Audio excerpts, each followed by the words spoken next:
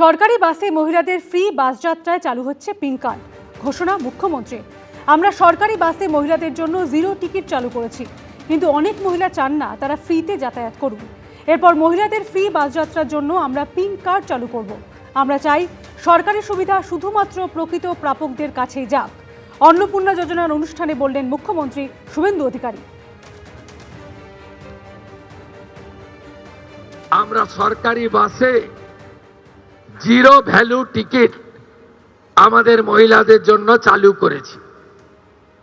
আমরা যেহেতু চালু করার সময় বেশি সময় পাইনি, আমরা এরপরে একটি পিঙ্ক কার্ড, গোলাপি কার্ড করে দেব, যাতে যারা প্রকৃতপক্ষে সরকারি বাসে ফ্রিতে চান মহিলারা, তারাই পাবেন। কারণ আমি দেখেছি বেশ কিছু সরকারি কর্মচারী মহিলা দিদিরা, বোনেরা, তারা বলেছেন, কেন আমি টিকিট কাটতে চাই,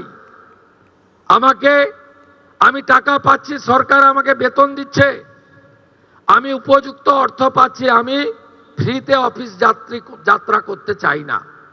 আমি তাদেরকে কুর্নিশ জানাই যে তারা চান যে এই ধরনের অর্থনৈতিক সাপোর্ট, সহায়তাযুক্ত কর্মসূচি কেবলমাত্র প্রকৃত প্রাপকদের কাছেই যাক।